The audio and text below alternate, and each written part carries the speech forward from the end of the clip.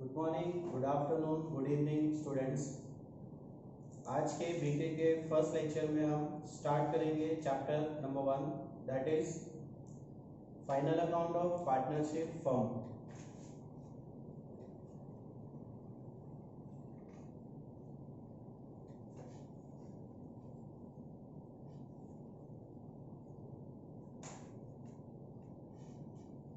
आज के इस लेक्चर में हम फाइनल अकाउंट के रिगार्डिंग कुछ बेसिक कॉन्सेप्ट्स को क्लियर करेंगे।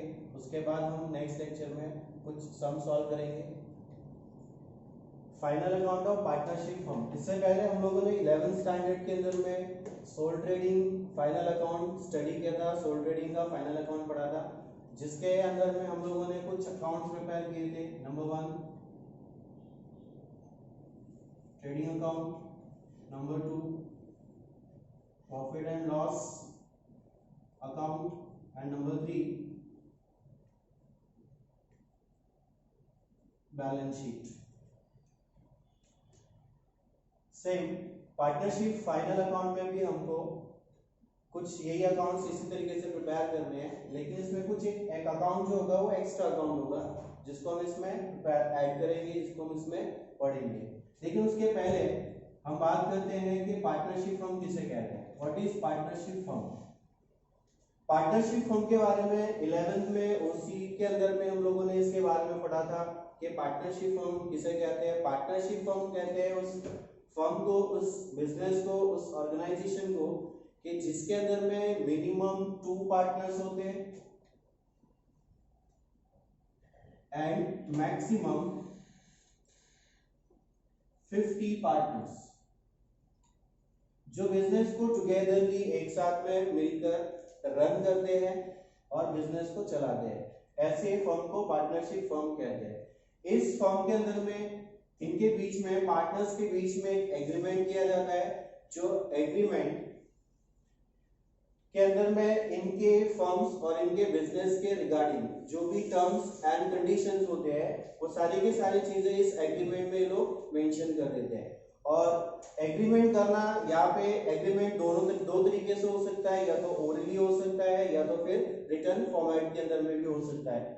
ओरली अगर एग्रीमेंट किया तो फिर बाद में प्रॉब्लम्स क्रिएट हो सकती है, प्रॉब्लम्स होने के चांसेस होते हैं कि अगर आज अगर 2 फ्रेंड्स ने आपस में डिस्कशन किया कि हम लोग कल ऐसा ऐसा करने वाले, लेकिन कल वो लोग अपनी बातें पलट सकते हैं, अपनी बातों से मुकर सकते हैं, अपनी बातों से चेंज भी हो सकते हैं। लेकिन जब अगर रिटर्न फॉर्मेट में अगर हम कोई चीज करते हैं तो वो रिटर्न होती है, उसके ऊपर सारे पार्टनर्स के साइन भी होते हैं, तो वो फ्यूचर में कोई प्रॉब्लम क्रिएट नहीं कर सकती है और ना ही फ्यूचर में कोई अपनी बात से पलटी कर सकता है। इसलिए यहाँ पे एग्रीमेंट बनाना क्या हो जाता है, जरूरी हो जाता है। एग्रीमेंट बनाना ये ज्यादा बेटर होता है।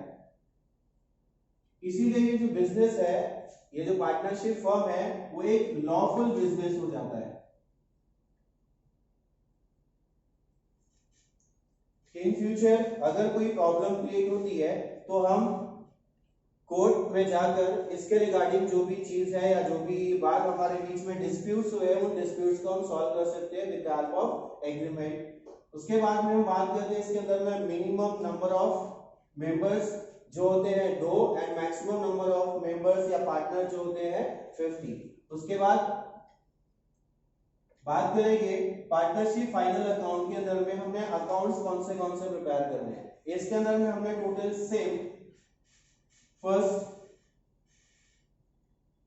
ट्रेडिंग अकाउंट प्रिपेयर करना है, number 2 profit and loss account prepare करना है, नंबर 3 जो हमने सोल ट्रेडिंग कंसर्न में अकाउंट प्रिपेयर नहीं किया होगा, शायद किया भी होगा किसी ने और किसी ने नहीं भी किया होगा, लेकिन यहाँ पे जो एक अकाउंट एक्स्ट्रा हम जो प्रिपेयर करेंगे होगा पार्टनर्स कैपिटल अकाउंट, या कभी कभी इसकी जगह पे हम प्रिपेयर करेंगे पार्टनर्स करंट अकाउंट। पार्टनर्स, या तो यहाँ पे हम पार्टनर्स कैपिटल अकाउंट प्रिपेयर करेंगे, या तो यहाँ पे हम लोग पार्टनर्स करंट अकाउंट प्रिपेयर करेंगे। दोनों भी अकाउंट प्रिपेयर किया तो भी चलता है, लेकिन कभी कभी ये दोनों अकाउंट्स प्रिपेयर करने में यहाँ पे 2 मेथड्स आते हैं जिसमें एक मेथड होता है फिक्स्ड कैपिटल मेथड और दूसरा मेथड होता है फ्लक्चुएटिंग कैपिटल मेथड। सबसे पहले हम बात करते हैं फिक्स्ड कैपिटल मेथड की।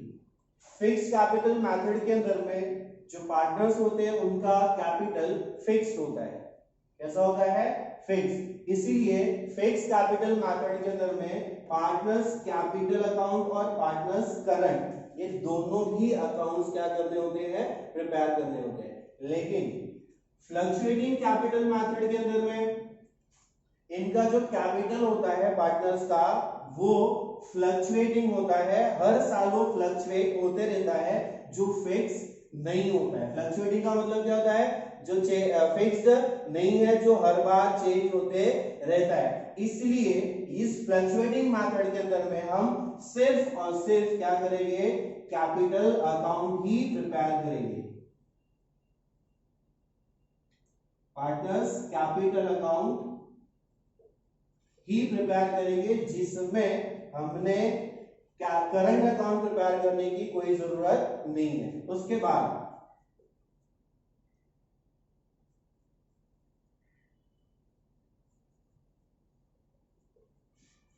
तो समझ में आ गया कब कैपिटल अकाउंट और कब करंट अकाउंट प्रिपेयर करना है। फिर से एक बार बोलता हूं, जब हमारा फिक्स्ड कैपिटल मेथड होगा उसके अंदर में current partners capital account and partners current account, ये दोनों भी अकाउंट्स प्रिपेयर करने हैं। और जब फ्लक्चुएटिंग कैपिटल मेथड होगा तो हमने यहाँ पे सिर्फ कैपिटल अकाउंट ही प्रिपेयर करना है, पार्टनर्स करंट अकाउंट प्रिपेयर नहीं करना है। अब कैसे समझ में आएगा ये फिक्स कैपिटल मेथड है या ये फ्लक्चुएटिंग कैपिटल है? इसको समझने का सबसे इजी ट्रिक ये रहेगा कि जब भी हमें क्वेश्चन होगा, ट्रायल बैलेंस दिया होगा, ट्रायल बैलेंस के अंदर में अगर करंट अकाउंट के बैलेंसेस दिए हुए हैं, अभी जो करंट अकाउंट के बैलेंसेस जो है वो ट्रायल बैलेंस में कभी कभी डेबिट साइड में भी होगा या कभी कभी क्रेडिट साइड में होगा, या दोनों का डेबिट साइड में हो सकता है या दोनों का क्रेडिट साइड में होता है। हमको सिर्फ क्या करना है? हमको सिर्फ ये देखना है कि ट्रायल बैलेंस के अंदर में करंट अकाउंट बैलेंसेस दिए हैं क्या। अगर करंट अकाउंट बैलेंसेस दिए हुए हैं, इसका मतलब वो जो सम है वो हमने कौन से मेथड से सॉल्व करना है? फिक्स्ड कैपिटल मेथड से सॉल्व करना है। कौन से मेथड से? फिक्स्ड कैपिटल मेथड से। और अगर करंट अकाउंट के बैलेंसेस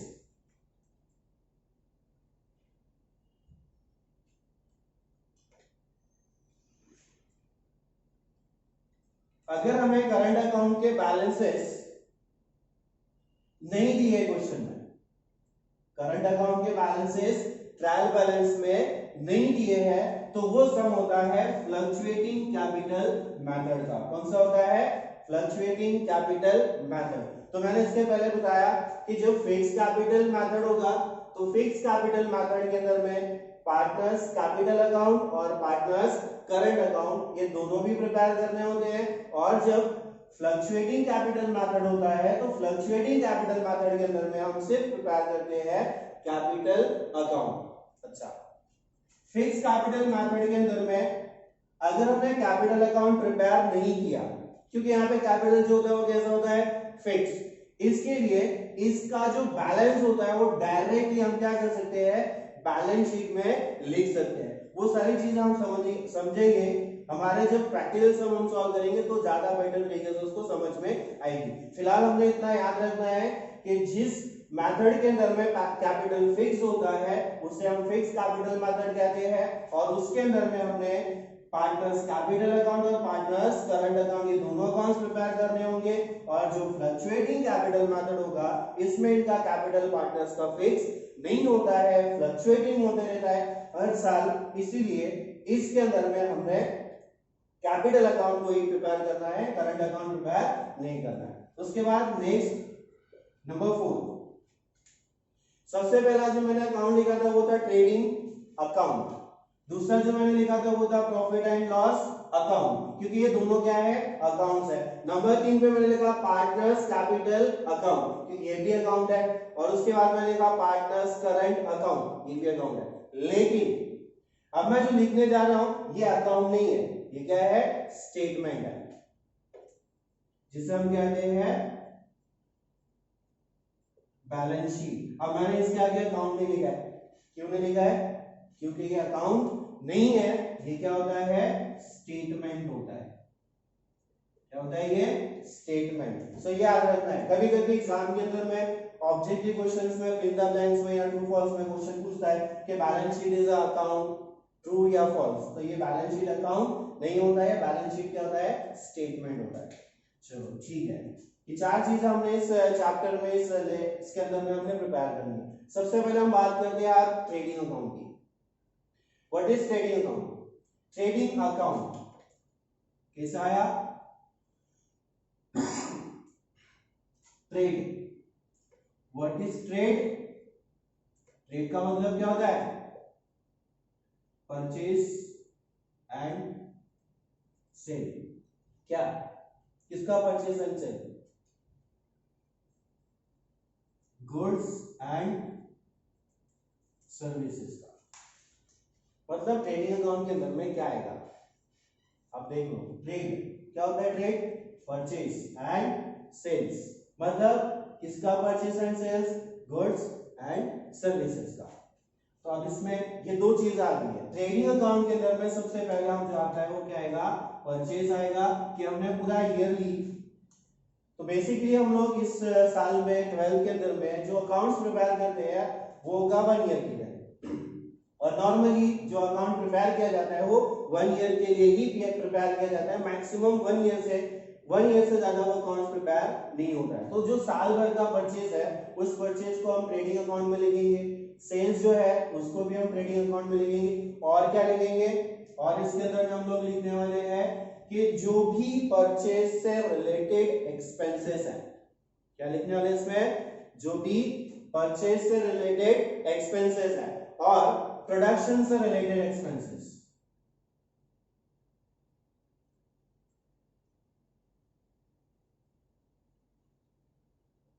परचेज एंड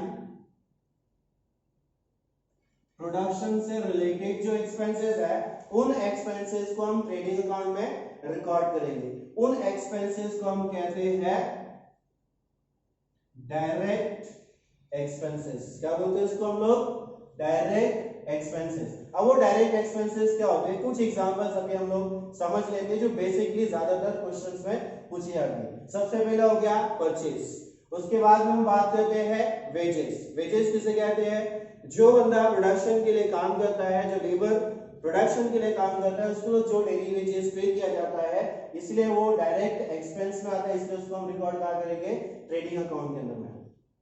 जब हम कोई प्रोडक्ट परचेज करते हैं तो उसके ऊपर हम उसका ट्रांसपोर्टेशन का एक्सपेंस पे करते हैं, जिसको हम लोग अकाउंट में कुछ अलग अलग तरीके से उसको बोलते हैं। जैसे कि उसको हम बोलते हैं फ्रेट, क्या बोलते हैं उसको, फ्रेट। जैसे कि हम उसको बोलते हैं कैरेज, क्या बोलते हैं उसको, कैरेज। और होता है कैरेज इनवर्ड, क्या होता है, कैरेज इनवर्ड। कैरेज इनवर्ड मतलब क्या, जो परचेज करने के लिए हमने ट्रैवलिंग ट्रांसपोर्टेशन एक्सपेंसेस पे किया उसको बोलते हैं कैरेज इनवर्ड, उसको बोलते हैं फ्रेट, उसको बोलते हैं कैरेज। तो इस तरीके से ट्रायल बैलेंस में कभी कभी अलग अलग तरीके से बोलेगा। जिन चीजों को हमने कहां पर रिकॉर्ड करना है, ट्रेडिंग अकाउंट के डेबिट साइड में रिकॉर्ड करना है, जिसको हम लोग कौन से एक्सपेंसेस बोलते हैं, डायरेक्ट एक्सपेंसेस। उसके बाद फैक्ट्री से रिलेटेड कोई भी एक्सपेंस, फैक्ट्री से रिलेटेड कोई भी एक्सपेंस, वो कौन से फैक्ट्री के एक्सपेंसेस हो सकते हैं, फैक्ट्री का rent, factory wages, factory insurance, power fuel, factory insurance वगैरह जितने भी एक्सपेंसेस है फैक्ट्री से रिलेटेड, वो सारे के सारे एक्सपेंसेस हम कहां पर रिकॉर्ड करेंगे, ट्रेडिंग अकाउंट के डेबिट साइड में, क्योंकि वो डायरेक्ट एक्सपेंसेस है और वो परचेज और प्रोडक्शन से रिलेटेड है, इसलिए हम उसको लिखेंगे ट्रेडिंग अकाउंट के डेबिट साइड में। अब इसमें कभी कभी क्या होता है, स्टूडेंट्स कंफ्यूज हो जाते हैं। क्यों, अभी मैंने कहा कि फैक्ट्री से रिलेटेड एक्सपेंसेस, तो कभी कभी फैक्ट्री इंश्योरेंस ये एक्सपेंस है, इंश्योरेंस क्या एक्सपेंस है। फैक्ट्री वेजेस ये क्या है, एक्सपेंस है। फैक्ट्री इंश्योरेंस या फैक्ट्री वेजेस या फैक्ट्री पावर फ्यूल ये सब क्या है, एक्सपेंसेस है। बट कभी कभी आता है क्वेश्चन के अंदर में फैक्ट्री बिल्डिंग। अब ये फैक्ट्री बिल्डिंग एक्सपेंस नहीं है, ये क्या है, एसेट है। ये क्या है, एसेट। तो हर किसी चीज के आगे अगर फैक्ट्री लगा है इसका मतलब वो यहां नहीं जाएगा। आपको पहला समझना है कि वो एक्सपेंस है या नहीं है।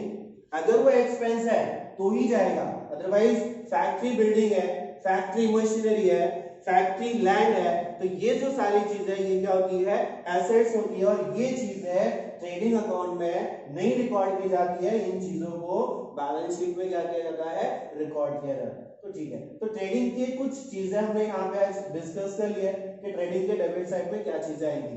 जो भी एक्सपेंसेस हम ट्रेडिंग के डेबिट साइड में रिकॉर्ड करते हैं उसको हम बोलते हैं डायरेक्ट एक्सपेंसेस। और ट्रेडिंग के कुछ क्रेडिट साइड में आने वाली नॉर्मली जो चीजें होती है वो होती है सबसे पहले तो सेल्स के बाद में होता है स्टॉक होता है दो टाइप का, एक होता है ओपनिंग स्टॉक और एक होता है closing stock. What is opening stock?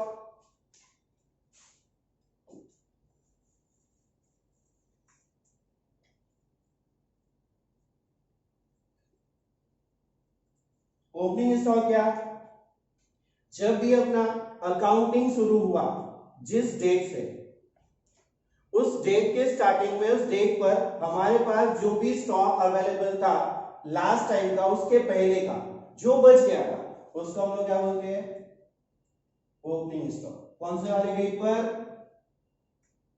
Opening date कौन सी? अकाउंट की। जब भी हम अकाउंटिंग स्टार्ट कर रहे हैं उसकी जो स्टार्टिंग की फर्स्ट डेट होती है उस दिन जो हमारे पास स्टॉक बचा होता है उसको हम क्या बोलते हैं, ओपनिंग स्टॉक। और दूसरा होता है closing stock. What is closing stock? जब साल एंड होता है, जब हमारा पीरियड एंड होता है, एंड के पीरियड में जो गुड्स अनसोल्ड हमारे पास बच जाती है, जिसको अभी तक हमने सेल नहीं किया, वो हमारे पास स्टॉक के फॉर्म में है, उसको हम बोलते हैं क्लोजिंग स्टॉक। अब हमारे पास दो कॉन्सेप्ट और आ गए, एकदम सिंपल। एक आ गया ओपनिंग स्टॉक और एक आ गया क्लोजिंग स्टॉक। ओपनिंग स्टॉक आएगा सबसे स्टार्टिंग में, मतलब जब हम ट्रेडिंग अकाउंट प्रिपेयर करते हैं, ट्रेडिंग का शुरुआत कहां से होता है, यहां से। तो सबसे पहले आएगा ओपनिंग स्टॉक।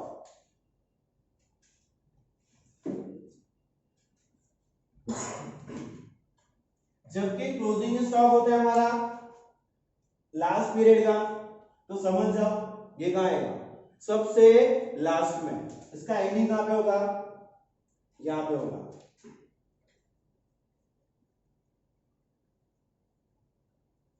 समझ में आया कुछ?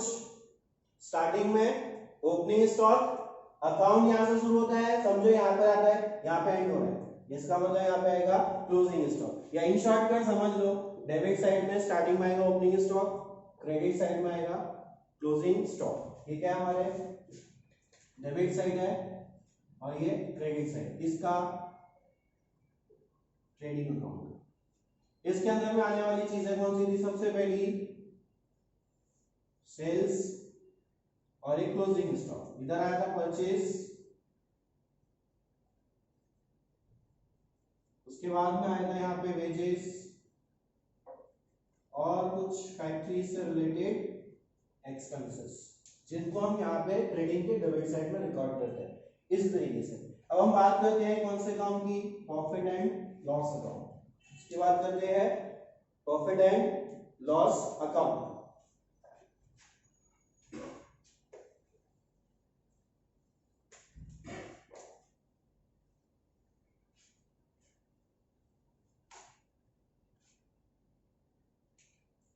प्रॉफिट एंड लॉस अकाउंट, अब इसमें क्या आएगा, इसमें भी आएंगे एक्सपेंसेस एंड इनकम्स। मतलब अकाउंट को अगर मैं प्रिपेयर करूं कुछ इस तरीके से प्रिपेयर होगा, इस साइड में आने वाले एक्सपेंसेस, इस साइड में आने वाले है इनकम, जो डेबिट साइड होता है और ये क्रेडिट साइड होता है। एक्सपेंसेस कौन सा है, इसके अंदर में एक्सपेंसेस आएंगे आपके ऑफिस से रिलेटेड, सेल से रिलेटेड और कुछ फाइनेंशियल एक्सपेंसेस। ये तीन टाइप के एक्सपेंसेस आपके प्रॉफिट एंड लॉस अकाउंट के डेबिट साइड में रिकॉर्ड करनी है। पहले ऑफिस से रिलेटेड। अब बताओ ऑफिस से रिलेटेड खर्चे कौन से होते हैं? ऑफिस में क्या खर्चे होते हैं? ऑफिस में आ जाओ। ऑफिस में आके देखो क्या खर्चे होते हैं। क्या होता है? प्रिंटिंग एंड स्टेशनरी होता है। ऑफिस के अंदर में लाइट बिल यूज होती है, तो इलेक्ट्रिसिटी बिल। ऑफिस के अंदर में और क्या यूज होता है? प्रिंटर, कार्टेज वगैरह यूज होते हैं। सैलरी, एम्प्लॉइज काम करते हैं, सैलरी देनी पड़ती है उनको कि नहीं? हाँ, देनी पड़ती है। और ऐसे जो ऑफिस से रिलेटेड खर्चे हैं, तो कुछ खर्चे जो ऑफिस से रिलेटेड है वो प्रॉफिट एंड लॉस अकाउंट के डेबिट साइड में रिकॉर्ड करते हैं, और कुछ सेल से रिलेटेड खर्चे। अब सेल से रिलेटेड खर्चे कौन से? सेल से रिलेटेड खर्चे मतलब सबसे पहले अभी मान लो जब हम किसी को सेल करते हैं, उसको होम डिलीवरी देते हैं। होम डिलीवरी देते टाइम वैन लेकर जाती है, उसका वैन चलाने वाला ड्राइवर होता है, उसको कुछ खर्चे। तो ऐसे एक्सपेंसेस अगर हम कर रहे हैं तो एक्सपेंसेस को हम कौन से एक्सपेंस बोलेंगे? Sales expense. और जब हम सेल करते हैं, डिस्काउंट देते हैं, सो भी सेल एक्सपेंस हो गया। अब किसी को गुड्स क्रेडिट पे सेल किया, क्रेडिट पे सेल करने के बाद कुछ बंदे होते हैं जो थोड़े नालायक टाइप के होते हैं, मतलब जो पैसा पेड नहीं करते हैं, उनको क्या बोलते हैं? ऐसा जो अमाउंट होता है, ऐसा एक्सपेंस होता है, ऐसा जो लॉस होता है, उसको बोलते हैं बैड डेट्स। अब यहाँ पे दो कॉन्सेप्ट आते हैं, एक होता है आरटीडी और एक होता है बैड डेट्स। सबसे पहले हम बात करते हैं आरटीडी की। सबसे पहले इसका फुल फॉर्म समझते हैं। व्हाट इज इसका फुल फॉर्म? है क्या? आरडीडी, रिजर्व फॉर डाउटफुल डेब्ट। अब इसी के अंदर में इसका मीनिंग भी है। रिजर्व फॉर डाउटफुल डेब्ट। डेब्ट का मतलब होता है कर्जा। डाउटफुल ऐसा कर्जा जो डाउटफुल है, जो मिल सकता है और नहीं भी मिल सकता है। तो मतलब जो खर्चा हमने या जो सेल्स किया किसी कस्टमर को गुड्स एंड सर्विसेज का, तो उसमें कुछ डाउटफुल होता है कि ये मिल भी सकता है या नहीं भी मिल सकता है, उसको बोलते हैं हम लोग आरडीडी। उसके बाद हम बात करते हैं बैड डेट्स। बैड, इसमें दो वर्ड्स अलग कर लो। पहला है बैड, बहुत बेकार डेब्ट। ये 100% क्या हो चुका है? डूब चुका है, इसलिए बोला बैड डेब्ट। डेब्ट मतलब कर्जा, बैड खराब वाला कर्जा। खराब वाला कर्जा मतलब ऐसा वाला जो डूब गया है, तो ये होता है बैड डेब्ट। तो ये रिलेटेड किससे है? सेल से। इसीलिए ये प्रॉफिट एंड लॉस अकाउंट के डेबिट साइड में रिकॉर्ड किए जाते हैं। अब हम बात करते हैं कुछ फाइनेंशियल एक्सपेंसेस की, एग्जांपल्स की। फाइनेंशियल एक्सपेंसेस के अंदर में इंटरेस्ट, जो कमीशन है, ये जो सारी चीज है, कमीशन तो सेल्स से रिलेटेड हो गया, फाइनेंशियल एक्सपेंसेस के अंदर में इंटरेस्ट हो गया, डिविडेंड हो गया, ये जो सारी चीजें हो गई इसमें आती है फाइनेंशियल एक्सपेंसेस के अंदर में। तो ये प्रॉफिट एंड लॉस अकाउंट के अंदर में जो एक्सपेंसेस आने वाले हैं, तो सबसे पहले हमने लॉजिकली सोच के देखना है कि उसमें ऑफिस से रिलेटेड खर्चा है, सेल से रिलेटेड खर्चा है और फाइनेंशियल एक्सपेंसेस है। तो थोड़ा सोचेंगे तो बाकी के जो भी एग्जांपल नए नए क्वेश्चंस में कुछ नए नए एक्सपेंसेस अगर दिए होंगे तो हमको थोड़ा समझ में आ जाएगा कि ये ऑफिस से रिलेटेड है तो उसे हमने प्रॉफिट एंड लॉस में लिखना है, सेल से रिलेटेड है उसे हमने प्रॉफिट एंड लॉस में लिखना है, और फाइनेंस से रिलेटेड है उसने हमें प्रॉफिट एंड लॉस के अंदर में लिखना है। तो इसकी कुछ चीजें, कुछ बात मैंने भी बताई है। इसका पूरा trading profit and loss account का पूरा एक लिस्ट है, एक पेज का, जो आपकी टेक्स्ट बुक में दिया होगा। उसको आप एक बार रीड करेंगे, उसको एक बार पढ़ेंगे, थोड़ा सोच के देखना कि वो एक्सपेंसेस इन तीनों में से कुछ रिलेटेड है या नहीं है। अगर आपको किसी भी चीज में, ट्रेडिंग अकाउंट हो, प्रॉफिट एंड लॉस अकाउंट हो, जो भी चीज हो, किसी में भी अगर कुछ डाउट है या किसी चीज का मीनिंग नहीं समझ में आता है, आप मुझसे डायरेक्टली कांटेक्ट कर सकते हो, आप पूछ सकते हो। उसके बाद हम बात करते हैं इनकम की। इनकम्स के अंदर में ज्यादा पोर्शन नहीं होता है, ज्यादातर चीजें इसके अंदर में नहीं आती है। जो इनकम है हमारी रिलेटेड, जैसे कि रेंट है, कमीशन है, डिस्काउंट है, ये जो सारी चीजें हैं ये आती है हमारे कहां पर, इनकम साइड में। जो ज्यादा चीजें हमारे प्रैक्टिकल सम के अंदर में दी जाती नहीं है, नॉर्मली बहुत कम चीजें होती है। अब यहां पर हम प्रॉफिट एंड लॉस अकाउंट की कुछ 3-4 चीजों पर थोड़ा सा डिस्कशन कर लेते हैं। वो 3-4 चीजें कौन सी है, क्योंकि अक्सर यहाँ पर हम क्या होते हैं, थोड़े से कंफ्यूज हो जाते हैं, यहीं पे हमारी गड़बड़ होती है। Number 1 rent, number 2 commission, number 3 interest. Rent, commission, interest and number 4 discount. ये 4 चीजें ऐसी है जो कभी कभी एक्सपेंस भी होती है और कभी कभी इनकम भी होती है। कभी कभी हम यहाँ पे कंफ्यूज हो जाते हैं। अब याद रखना, ये रेंट, कमीशन, इंटरेस्ट और डिस्काउंट, ये 4 चीजें इनकम भी होती है और एक्सपेंस भी होती है। इसको समझना है। कैसे समझना है, आप देखो इनकम किसे कहते हैं। अगर आपने रेंट रिसीव्ड किया तो आपके लिए इनकम है, मतलब आपको रेंट क्या हो रहा है, मिल रहा है। लेकिन अगर आप रेंट पेड कर रहे हो, मतलब आपको पेमेंट करना पड़ रहा है, इसका मतलब ये क्या हो गया, एक्सपेंस हो गया।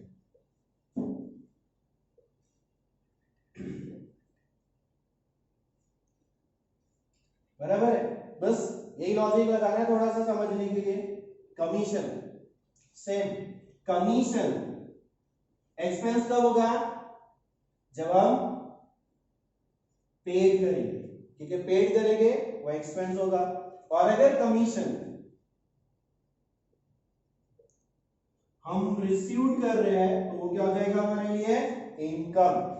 सेम इंटरेस्ट पेड किया तो एक्सपेंस, रिसीव किया तो इनकम।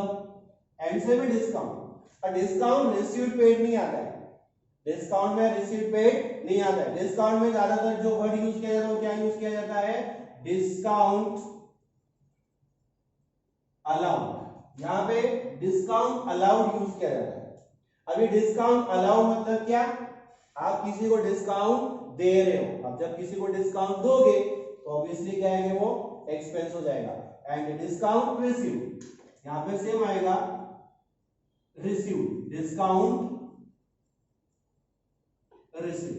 तो ये 4 चीजें ध्यान में रखनी है, rent, commission, interest and discount. क्योंकि रेंट एक्सपेंस भी होता है, इनकम भी होता है, तो समझना यह है कि ये एक्सपेंस है या इनकम है। पहले चीज, अगर रेंट पेड का है तो एक्सपेंस है, रेंट रिसीव्ड का है तो इनकम है। सेम कमीशन पेड का है तो एक्सपेंस है, रिसीव्ड का है तो इनकम है। इंटरेस्ट पेड का है तो एक्सपेंस है, रिसीव्ड का है तो इनकम है। सेम डिस्काउंट अलाउ किया तो एक्सपेंस है, रिसीव्ड किया तो इनकम है। ये हो गया 4 चीजें जो ज्यादातर हमें यहाँ पे थोड़ा सा प्रॉब्लम क्रिएट करती है। दूसरी चीज, अब ये 4 चीजों को समझना कैसे। अब बोलेंगे सर मैंने कोई सम निकाला जिसमें पेड नहीं निकाला, अब क्या करेंगे सर, समझेगा कैसे। सिर्फ लिखा था रेंट, सिर्फ लिखा था कमीशन, सिर्फ लिखा था इंटरेस्ट, सिर्फ लिखा था डिस्काउंट, अब कैसे समझ में आएगा। अब समझने का दूसरा तरीका सिंपल, आपको ये जो एक्सपेंसेस है ये एक्सपेंसेस कहां पे दिए जाएंगे, ट्रायल बैलेंस में दिए जाएंगे। कहां पे दिए जाएंगे, ट्रायल बैलेंस में।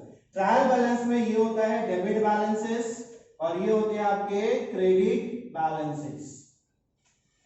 ट्रायल बैलेंस में ये होते हैं डेबिट बैलेंसेस और ये होते हैं क्रेडिट बैलेंसेस। कैसे समझेंगे कि वो एक्सपेंस है कि इनकम है। सर यहां लिखा हुआ है रेंट, यहां भी लिखा हुआ है रेंट, यहां लिखा हुआ है कमीशन, यहां भी लिखा हुआ है सर कमीशन। कैसे समझ में आएगा ये, सिंपल, डेबिट में जो लिखा है वो एक्सपेंस होता है और क्रेडिट में जो लिखा है वो इनकम होता है। मतलब डेबिट में जितने भी चीजें लिखी है वो एक्सपेंसेस होती है। रेंट डेबिट में लिखा एक्सपेंस है, कमीशन डेबिट में लिखा एक्सपेंस है, इंटरेस्ट डेबिट में लिखा है एक्सपेंस है, डिस्काउंट लिखा है तो भी वो क्या है एक्सपेंस है। सेम अगर क्रेडिट साइड में ये चीज दी है तो वो क्या होती है इनकम। सबसे सिंपल तरीका है कि अगर ट्रायल बैलेंस के डेबिट साइड में अगर ये चारों चीजें दी है तो वो एक्सपेंस है, और अगर ये चारों चीजें अगर क्रेडिट साइड में दी है तो वो इनकम है। तो ये हो गए कुछ प्रॉफिट एंड लॉस के रिगार्डिंग कुछ बातें। उसके बाद हम कैपिटल अकाउंट के रिगार्डिंग कुछ बातें पहले ही डिस्कस कर चुके हैं कि जिसके अंदर में फिक्स कैपिटल मेथड होता है और फ्लक्चुएटिंग कैपिटल मेथड होता है, जिसके ऊपर हम पहले डिस्कस कर चुके हैं। उसके बाद हम बात करते हैं number 4 statement, that is balance sheet. What is balance sheet? Balance sheet is the account? No. Balance sheet is a statement. जो क्या करता है एक पर्टिकुलर क्या करता है पर्टिकुलर डेट के बैलेंस को शो करता है और पोजीशन को शो करता है। क्या करता है ये पर्टिकुलर डेट के बैलेंसेस और पर्टिकुलर डेट की फाइनेंशियल पोजीशन को क्या करता है शो करता है। मतलब आज के दिन हमारे पास फाइनेंशियल कंडीशन क्या है, फाइनेंशियल पोजीशन कैसी है, कैसे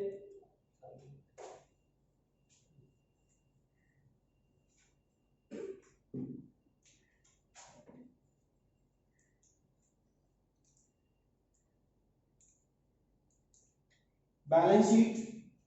अब यहां पे डेबिट बैलेंस क्रेडिट बैलेंसेस नहीं होते हैं, क्योंकि बैलेंस शीट अकाउंट नहीं है, क्योंकि जो अकाउंट नहीं है वहां डेबिट और क्रेडिट का सवाल पैदा नहीं होता है। और अगर गलती से यहाँ पे तुमने इसको डेबिट और इसको क्रेडिट बोल दिया तो आपका ये पूरा का पूरा बैलेंस शीट क्या हो जाएगा रॉन्ग। पहले मार्किंग फिर भी नहीं समझ में आता है, क्या हो जाएगा रॉन्ग। इसलिए यहां पे गलती से भी बैलेंस शीट के ऊपर डेबिट क्रेडिट लिखना नहीं है। बैलेंस शीट पर डेबिट क्रेडिट लिखना महापाप है, उसकी सजा क्या है पूरा स्टेटमेंट रॉन्ग। इसलिए चलो ठीक है, इसके अंदर में जो हम लिखेंगे वो होती है सबसे पहले लायबिलिटीज और यहां पर होती है एसेट्स।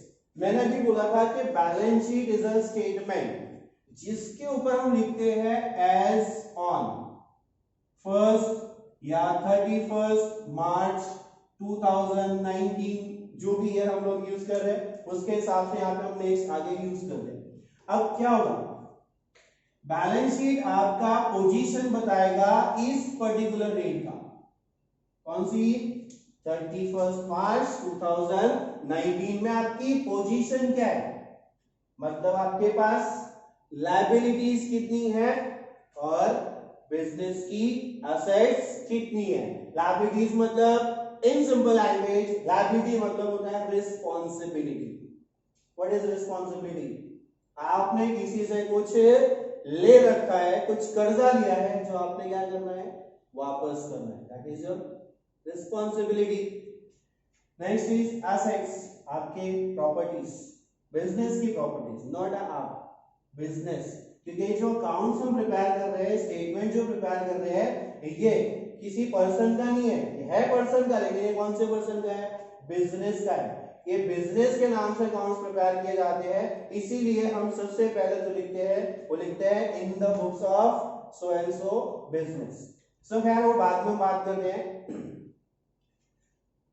ये हो गया हमारी फाइनेंशियल पोजीशन, लायबिलिटीज और एसेट्स। अब लायबिलिटीज और एसेट्स में मोस्टली जो यूज होती है वो जो चीजें आती है वो क्या आती है, सबसे पहला आता है कैपिटल। क्या आता है कैपिटल, उसके बाद में आता है sundry, creditors, bills, payable, bank loan, और भी चीज आती है, लेकिन ज्यादातर जो यूज होती है वो मैंने बस इन शॉर्टकट में चीजें बताई है। इसका पूरा बैलेंस शीट का एक पेज आपके टेक्स्ट बुक में दिया हुआ है, उस पर एक बार देख लेंगे तो आपको ऑटोमेटिकली समझ में आ जाएगा। एसेट्स, आपके पास क्या एसेट होती है? लैंड होती है, ये एसेट है। आपके बिजनेस की बिल्डिंग, ये आपकी एसेट है। बिजनेस है तो फर्नीचर भी होगा, ये एसेट है। आपके पास प्रीमाइसेस होगी, आपके पास में सन्ड्री डेटर्स होगा, बिल्स, रिसीवेबल होगा, आपके पास कैश तो होगा ना, और उसके साथ साथ बैंक बैलेंस भी होगा। तो ये मोस्टली आने वाली कुछ चीजें है। बाकी भी और भी कुछ चीजें हैं जो आपके बैलेंस शीट में पेज, टेक्स्ट बुक में एक पेज है, उस पे पूरी की पूरी लिस्ट दी हुई है, आप उसको एक बार रेफर करोगे तो समझ में आ जाएगी। अब मैं यहाँ पे दो कॉन्सेप्ट समझा देता हूँ, अक्सर लोग इसमें कंफ्यूज रहते हैं, डेटर्स और क्रेडिटर्स। क्रेडिटर कौन? क्रेडिटर किसे कहते हैं? क्रेडिटर कहते हैं उसे जिससे हम गुड्स क्या करते हैं, क्रेडिट बेसिस पर परचेज करते हैं। कैसे परचेज करते हैं? क्रेडिट बेसिस पर। क्रेडिट उधार, क्या? उधार, कि जिस पर्सन से हम गुड्स क्रेडिट बेसिस पर परचेज करते हैं उसको बोलते हैं क्रेडिटर्स। कभी कभी स्टूडेंट्स कंफ्यूज हो जाते हैं, सर सिर्फ क्रेडिटर्स का मतलब क्या और सन्ड्री क्रेडिटर्स का मतलब क्या? दोनों भी सेम चीज है, उसमें कोई फर्क नहीं है। नेक्स्ट है सन्ड्री डेटर्स। सन्ड्री डेटर्स किसे कहेंगे? इसको उल्टा कर दो, क्या होगा? वो पर्सन जिसको हमने क्या किया, गुड्स सोल्ड किया ऑन क्रेडिट बेसिस। जिस पर्सन को हमने क्रेडिट बेसिस पर गुड्स सोल्ड किया उस पर्सन को कहते हैं सन्ड्री डेटर्स। ओके, इसके बाद